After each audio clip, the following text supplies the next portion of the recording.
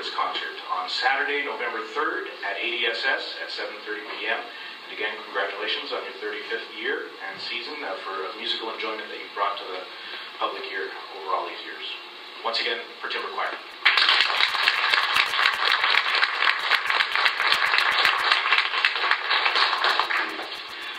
Well, we now take you back in time to October 17th, 1964, when the two cities of Alberni and Port Alberni voted overwhelmingly in favor of amalgamating and forming one city. This was to be the first time in Canada that two cities had amalgamated into one. And with the amalgamation, Port Alberni would become the fifth largest city in BC, with a population of 18,538 people. Amalgamation was first suggested in 1939 by the Alberni Board of Trade. Over the years, it continued to come up, but not until the nearing of completion of the 20-year fixed assistance agreement with Macmillan Bloedel did that issue take hold. The agreement was going to end in 1965 and would create a $750,000 jump in tax revenues for Port Alberni. Macmillan Bloedel was the major employer in the area, and although the mill was located in Port Alberni, many of its workers were residents of Alberni, and they helped to create the industrial wealth on which the taxation was based. In 1964, the tidal wave hit, and the working bond between the two cities arose as they recovered disaster. Each city required new civic facilities, such as works yards, fire halls, parks, police stations, and building them together would really be better and more efficient than two small ones. The two towns had already shared a Parks and Recreation Commission, a building inspector, an assessor, an SPCA, and ambulance service. But Canada's first amalgamation of two cities was not accomplished overnight, and the two mayors of the time, West Hammer of Port Alberni and Fred Bishop of Alberni, worked very hard together. They worked with their councils, special committees, the townspeople, and on occasion, senior civic employees were instructed to find the answers. All this was carried on with give and take toward the ultimate goal of amalgamation. As one of the senior civic employees, Jim Sawyer knows firsthand about these compromises. Jim was the manager of Alberni from 1955 until amalgamation in 1967. In 1966 and 67, he acted as the deputy manager of Port Alberni until 1969, when he was appointed manager of Port Alberni, succeeding Dennis Thane, who retired in 1970. Jim held that position until the end of June 1987. In October of 87, Jim was presented with the honor of being named Freeman of the City of Port Alberni. As part of his civic duties, he was involved in many discussions and negotiations leading up to the final amalgamation and the terms of that amalgamation as was voted on by the public. Ladies and gentlemen, it's my great pleasure to introduce to you Jim Sawyer.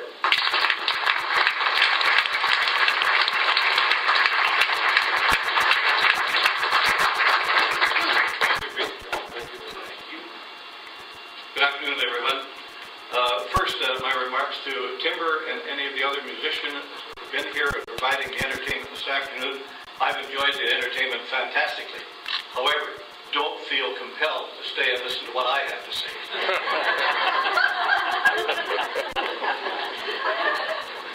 Normally, it would be someone in the political sphere who would be here speaking to you today about what happened 40 years ago, or actually longer than 40 years ago when the discussions really took place. However, it's sad to say that I don't think any of them are with us any longer, possibly with the exception of one person who lives on the other side of the island now, George Dunbar.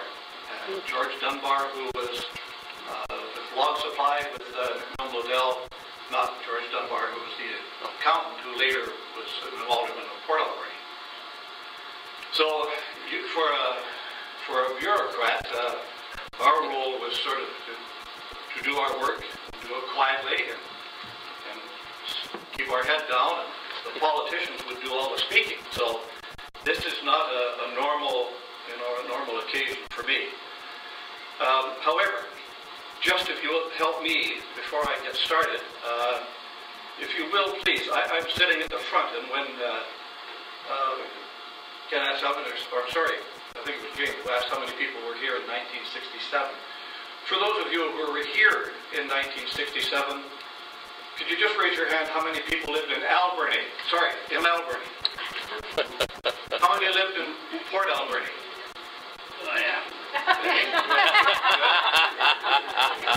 And also, how many are here that are with the current media?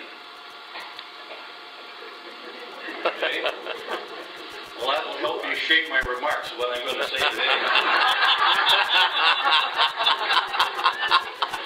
Do I need to sit down? If I'm going to say, if I had any sense, I would sit down right now. Oh, goodness. Well, amalgamation. I think just before we start talking about some of the early discussions of amalgamation, maybe just a reminder for those who may not know, or just a refresher, if you like.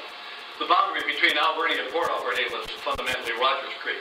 Alberni was on the north side of Rogers Creek, Port Alberni on the south side, and as we know, all the industrial installations, the APD, plywood plant, Somas division, the paper mill as we know it, were all in Port Alberni. So hence all the industrial taxation accrued to the city of Port Alberni.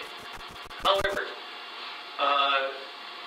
in about eight years or so, I guess, roughly, leading up to amalgamation, those were really heady days for the Alberni Valley.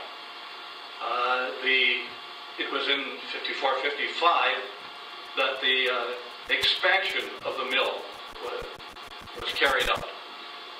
Machines number 3 and number 4 were constructed and went online in 1957 and 1958.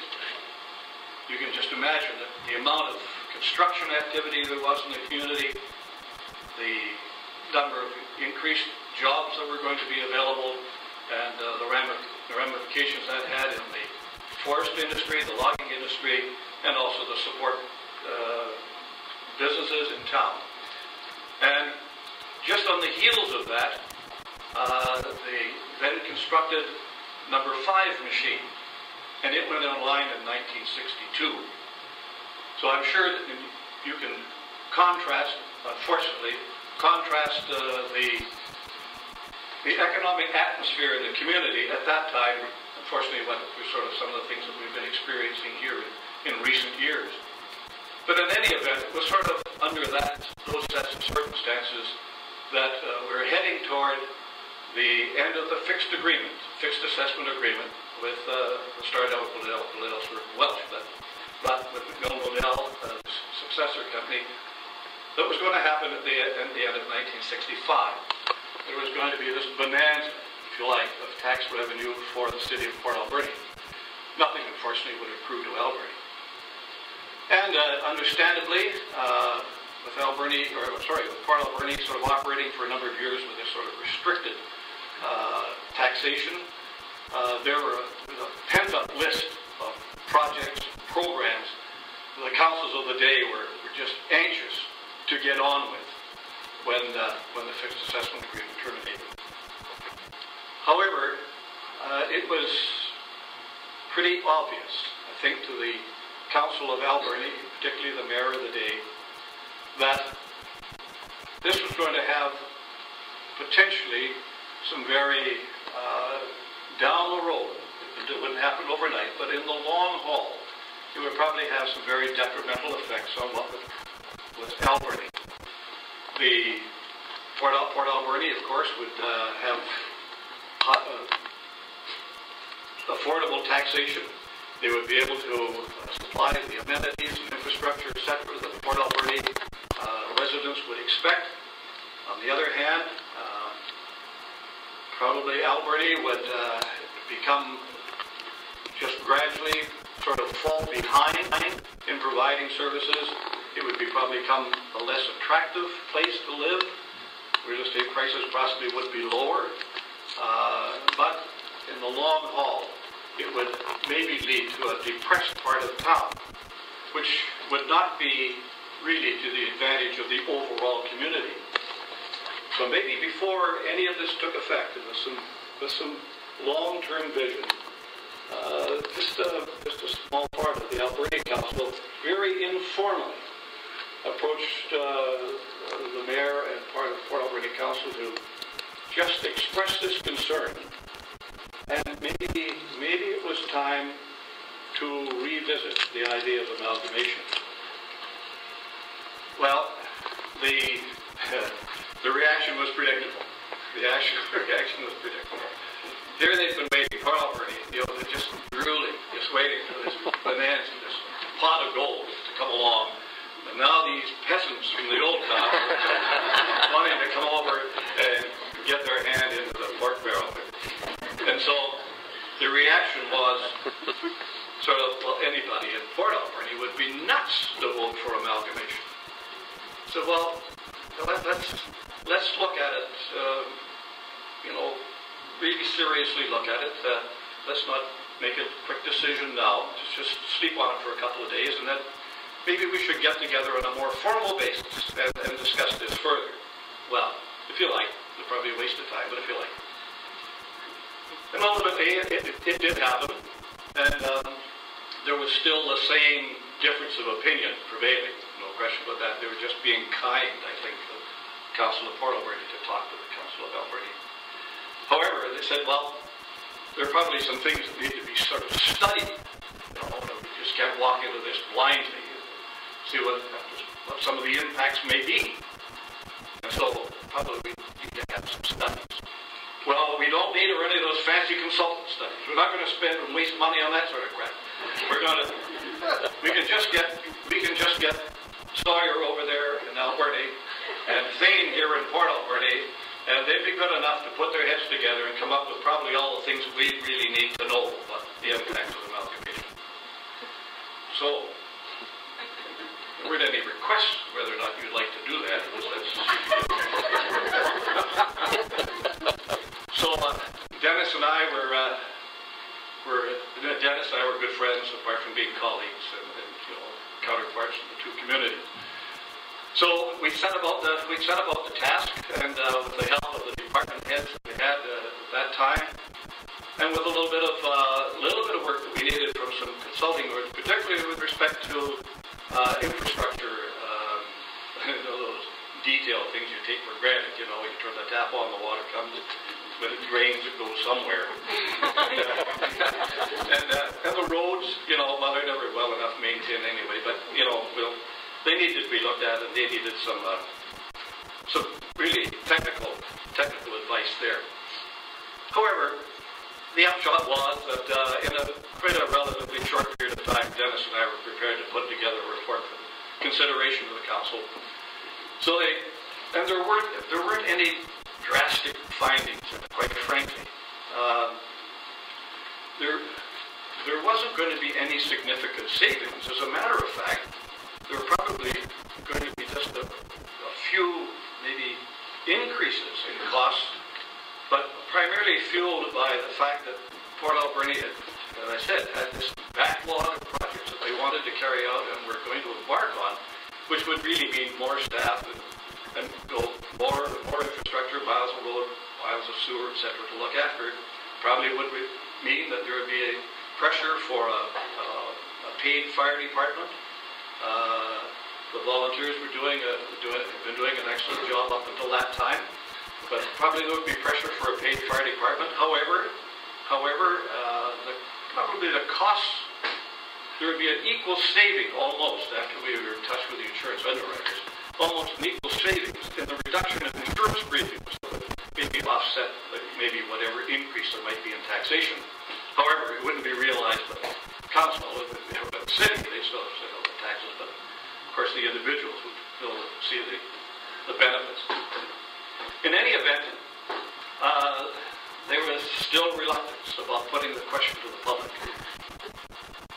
Who would in Port Alberni would possibly vote for it? It would require a 60%, at least a 60% majority in both cities for it to pass.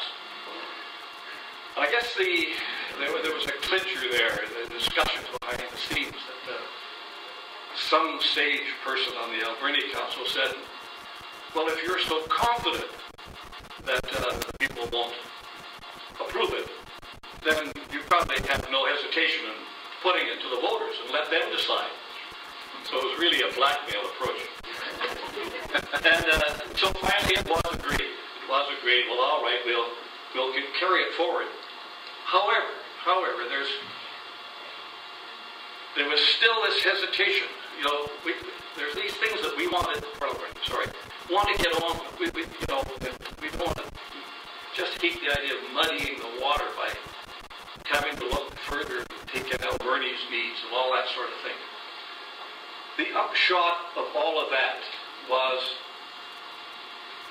what was finally agreed upon was, all right, we vote for amalgamation at the end of 1964. Let's agree that it won't have its onset or take effect until the end of 1967. So you can have a free reign in Port Alberni, do what you want with it for a couple of years before you sort of maybe have to share that large nest with the larger community. Hence, that's why it was voted in 64. And you might wonder, well, why would it take a couple of 3 years or whatever before it ever took effect? That's the reason. The only other stickler that I can remember, and the reason would be obvious. The things that we've been dealing with, considerations about amalgamation, were all technical things or financial things, things you could get a hold of. The other thing that was becoming, and everybody was leaving to the bottom of the agenda, was the part that was going to really get the emotional part going. And that was, what are we going to call the city after its amalgamation? Because everybody, they had their own pride. People in Port Alberni were proud of Port Alberni. People in Alberni, even though it was a smaller place, I think maybe because it was smaller, they tended to be more cohesive and they were more vocal in their pride. Because we all know pride. Any of you that go to the multiplex, you know what pride, community pride is when the Bulldogs are playing, particularly if they're against Nanaimo. So, discussions, there was almost a stalemate over what was going to be called. Because the argument by Port Alberni was, we're the larger area, larger population. After all, it is a port, it's held the world, it's a port. Alberni said, well, gosh, the Alberni side was settled, before the Port Alberni side. Port, Vancouver is one of the largest ports in the Pacific coast of North America. But they don't call it the Port of Vancouver, it's Vancouver. That's what's so important about port. Anybody out of town, when they're coming over here, probably saying they're going over to Alberni. They don't necessarily distinguish between Port Alberni and Alberni. However, we weren't getting very far. And finally, and I think it was the late Fred Bishop, the mayor of Alberni, said, well, look, said to his colleagues, that is, we can't get hung up on a name. My gosh. But I guess realistically, if we're asking all those people in Port Alberni to share this wealth with us, despite the fact, of course, that people who worked in the mills, this industrial taxation was created on a percentage basis. There were the same sort of number of people on a percentage basis going to work in those mills from Alberni as they were from Port Alberni. So from a moral standpoint, they should really share in that benefit as well. But anyway, as the mayor said, if we can bid polls, if we can get this whole thing to pass, and we can get our colleagues to agree to putting the question to the public, let's call it Port Alberni. After all, Alberni's still a name anyway. It turned out, of course, the vote passed overwhelmingly, 93% plus for Alberni, rather, 72 or 72.5%, something like that, in Port Alberni. And so then we were off to the races. By that time, in putting all that together, there was developing the spirit of cooperation. Of course, the 2-year period turned out to be an extreme benefit. It allowed us to begin to put things together, the two communities, systems, work staff, administrative staff, etc., developing the recreational program, the building of the facilities, police station, public works, fire hall, etc.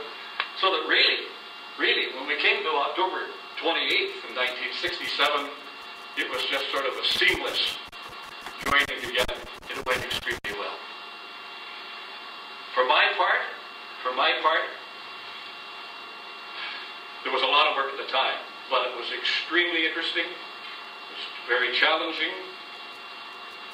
and it was a great opportunity to share in the reward of all that work with the voters of Alberni and Port Alberni when they approved the whole exercise. And as they say, the rest is history. First of all, I'd like to recognize Councillor Ike Patterson, who's the head of our Heritage and Museum Group. Any other councillors make it today? Oh, there we are. Councillor Whiteman, Councillor McClellan. How about Freeman of the city besides Jim Sawyer? Did anybody make it? Jillian or Donna Brett or Hugh Anderson? It's been a very interesting morning. Mr. Seymour, he was our school bus driver. So that was very interesting. He all through those of us who lived in Alberni, went to Port Alberni to school. So he definitely knew that. It was quite a shock to our system. Ken Hutchison, well, he was the scoutmaster in Port Alberni. I don't know why they call him first Earl Smith, because us in Alberni were second Earl Smith. So I don't know how they ever got that distinction. So I've just been asked to give a little bit of a history about growing up in Alberni. And so there's a lot of history there. My dad was a councillor in Alberni, so of course he was a very pro-Alberni individual. But before that time, before they even got the pulp and paper mill to Alberni, I remember I said to my dad once, I said, "Hey Dad, how come we never go to Port Alberni?" Because my dad was a faller, and the first house we had in Alberni, it was the first station. There was two stations in Alberni, so we had the first station. So my dad was falling for Johnny Greaves, and Johnny Greaves was on the council. I think he was one of the first mayors in Alberni in 1913. He had his vote on the council in 1913, and Mr. Bishop was the mayor at that time. So my dad was falling for him. It was during the Depression. He didn't have too much money, so he said to my dad, "Hey George, you're pretty good with horses. Get a team of horses. You can have that first station." So that was the first station. It was our first house. They pulled it down Buford Street. We all call it Buford Street. My mom was from St. Breast, that's what she called it that. So that's what it's called, Buford Street. So we pulled it down Buford Street, and that was our first house. And so my dad's comment to us, he said, "We don't go to Port Alberni, Ken, because it's mostly loggers in Alberni in that days." And he said, "We don't get too involved in sawmill people." So that was I remember I used to go with my dad all the time when I was a little boy. We used to go to Jowsey. Jowsey was the place to go. My dad liked to dippers everything. He'd take cash for everything. He was a typical Scotsman. And so he dippered Mr. Jowsey all the time. I remember we were across the street. We used to buy pretty good cars. My dad, because Fallers made pretty good money in them days. And he was different as Mr. Chapman. And Mr. Chapman said to my dad, "Well, George, you're going to have to cut down all the fees to pay for that car." My dad says, "Any more abuse than you'll go to Port Alberni and buy a car." They signed a deal right there. So we had a pretty good clique. We kind of ran out of Alberni Elementary School. That was our headquarters, the Apple Box in Alberni. We were in cups together. Myself and Jimmy Bishop. Jimmy Bishop and I were the best of friends. Ron Ashby. So Alberni Elementary was our place. That's where we hung out at. And so our main thing was sports, and your competition was Port Alberni. The Alberni Athletics were big in the 50s. We were big in that. The old athletic hall. Jim Sawyer knows all about that. He was the referee there. So they had the orchestra pit there. Mr. Sweeney, some people call him Wiener. We call him Mr. Sweeney. We all the time. And so we had to stay within the orchestra pit. And so our thing was Alberni guys first. Sometimes we let the odd Port Alberni guys in there. I found what life was really all real about when I first went to grade 7 in school. Out of Alberni Elementary, grade 6, I was the athlete of the year, so I thought, "Hey, I'm doing pretty good. My friend Bruce Boston says, "Ken, you should run for council." So I said, "Okay, I'll run for council in grade 7. So I ran for student council. So Bruce Boston got up and says, "I'd like to introduce my friend Ken McRae. He's from Alberni." Everybody booed. See what happened then? I sure didn't get involved. I didn't become a member of council. But after that, we became pretty good friends, and it was really interesting to talk to some of the people. I remember when the Capitol was made in George Guy was the welder. He welded it all up. He's not with us today, but his son lives in Port Alberni. Jack Goldie, he's still with us today. One of the highly decorated men in this community. He was the tinsmith. He put it together. So I'd be very interested to see us in that capsule also. So I'd just like to thank all the people who came before me. Art Tracy was our scoutmaster. Fantastic man. He was also our Sunday school teacher at St. Andrews United Good Friends. Still around today. He ended up being the mayor in Baltimore. made this happen. Charlie Blair was another person who was on council forever and was on the joint council. My dad was on council, I think, for 3 or 4 years, and so really good people. And Mr. Bishop was a special person, his family special. Any bishops here today? No, it's too bad, yeah. Jimmy's up in Mackenzie, that's where he works now. But, you know, we have come a long way. You know, the city of Alberni and Port Alberni came together, so I don't know what it's going to take, but I think very soon down the road that as a valley we should become one community. Thank you very much. How were ticket sales today? Pretty good, pretty good. People were, yeah, it was a good crowd. It was continuing, you know, on and on. You know, you get a nice little rush, you get a line up, and then it clears up, and the next thing you know, more people. Change of venue didn't hurt you? I don't think so. Didn't hurt us, that's for sure. When do you make the draw for the...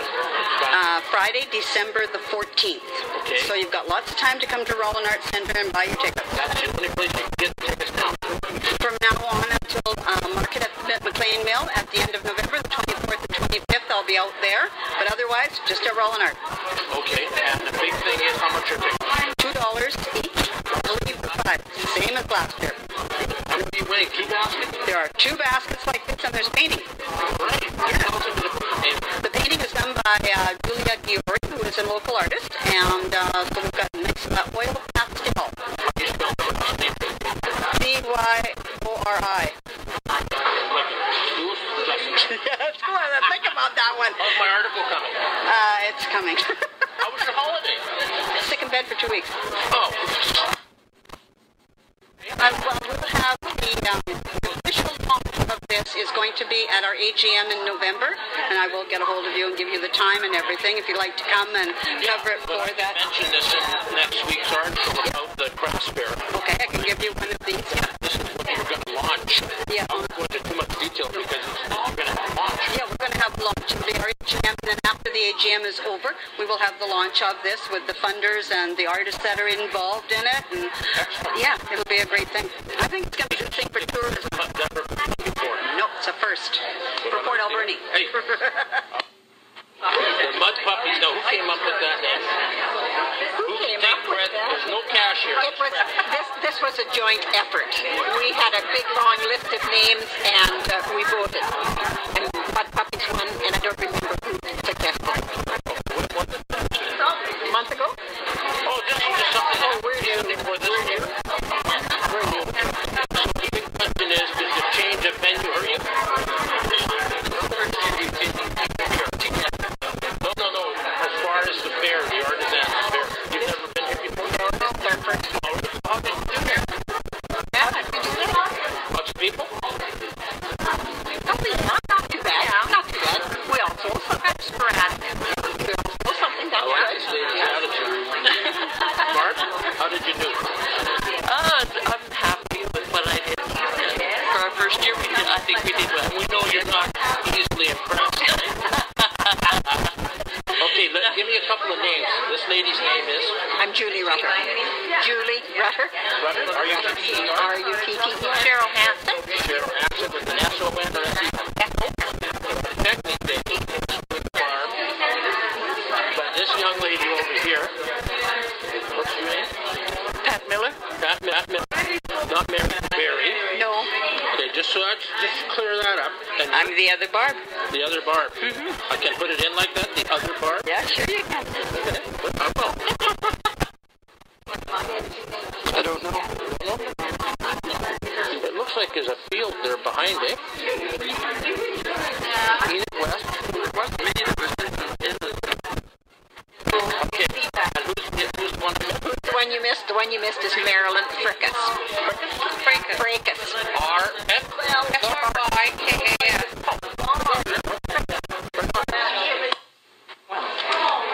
Did Elspeth, did the change of venue hurt you at all? Not at all. We had a wonderful turnout. We had all the old usual faces who come every year, and we had all sorts of new people because we have new members who are selling, and they attracted a wider audience, and it's been really great. You don't have quite as much room, but it's not small. It's cozy here. We have half as much again as what we had. Oh. Yeah, right. So we had room for 16 members where we only had room for 12 in the house. Well, you got 12 here? Or No, we've got 16 here. 16 here, so that's good. Yep. Right? So you have more room here. More room. And you didn't use the stage. We prefer not to.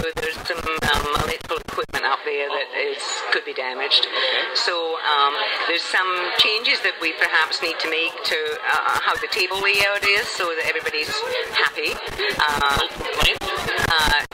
Other than that, no. Public was happy? No, public was happy. They got a wee bit confused because of some name changes and they weren't too sure. And some people looked for us at Hanson. And there is something going on. Yeah, there is. Yeah. And of course they would have told the people come in to come. Right. Yeah. So, I mean, we have, everybody's going to have to move from Hanson eventually when it gets sold. So we just happened to do it a year. That's the story of my life. Personally, did okay? I did fabulous. Good. Yeah. Good. Yeah, so I'm really happy. So everybody, as far as you can see, the vendors are all happy? They seem to be. I haven't had any complaints at all. And the ladies in the kitchen, the Legion ladies, they did a great job of the lunches, and they were happy. Yeah, they're great. Yeah. So I know that one of my favorite people. Right. I got lots of favorites. There you go. Well, I know they'll be happy to accommodate us again if we ask them. So next year for you guys. Well, for me it is. Yeah. You'll be back next year because some of the people don't always come back. No. Some of the people who came this year were filling in. Okay. Some of the regulars who, due to health or traveling, couldn't be in this year. So, no, I plan on hanging in there. Good. Yes. Let me get a picture of you with. Okay. 5 years ago? 35 years ago? Oh, that would be 1972. About there. 35 years ago, this picture was taken. Where was it taken? It was taken with an outdoor kiln I had when I lived on Beaver Creek. Okay. I've been doing pottery for about 10 years. I've been doing it altogether for 45 years. There you go. There you go. Really? Very young. Child labor. Not even that. Damn, I have to talk to your husband. No kidding. Well, he probably doesn't know about this. No, he didn't. He drew the picture, actually. So, you said that the one good thing about your hobby, you might say, or your craft, is there's always a need for it. Yeah. It's practical. It's a very practical thing, and thank goodness some people have butter fingers and they drop it, they break it, and they need to replace it. Yeah. But, seriously, there aren't that many people doing pottery anymore like there used to be. No, we used to have 30-odd members in a club here at one time, and I think we're down to maybe, well, apart from the mud puppy ladies, I think we're probably down to about 3 who, I wouldn't say they make a living at it, but they're pretty steady on it. Yeah. So, the other artisans here today, is it more of a hobby for them too, or something? No, some people are quite professional. It is the love of it, but bulk of them, I would say, are hobby. Well, we could say Brendan is a hobby. Well, we could. Oh, that's a pun. In her little honor. This is your first year with the art. Well, I like being here because I had good company and I like talking to people. Sales were not so great. What if somebody asks you, do you hand out business cards, or how does it get hold of them? I would have also open house at the studio, so I gave them information. On 297 7th Avenue. So did you have a card that I can take with them to get all the information there? How did your favorite artisan do? Good, pretty good today. Is this your first year? Yeah, first year in this one, yes. Look, I understand talking down, but it was good. Oh yes, yeah, it was busy all day. Most of the day was busy. This is all your work here? Yeah, this is all my woodwork in Tanzania. How did you get into this? Oh, I started, got a few books out of the library 5-6 years ago and started reading up on it. Decided to try it. Yeah. It's looking pretty good. Yeah, it some of it out pretty good, yeah. You've really got some different stuff, like from a logging truck to Santa Claus to a tall ship. Yeah. I'm talking variety here. Oh yeah, I don't like to do the same thing all the time. Is that yours up there on the easel? Yeah, that's it. Is this No. You don't have any wrap? No, they don't have it. Yeah. There wasn't enough space here, so we just moved it. I know they took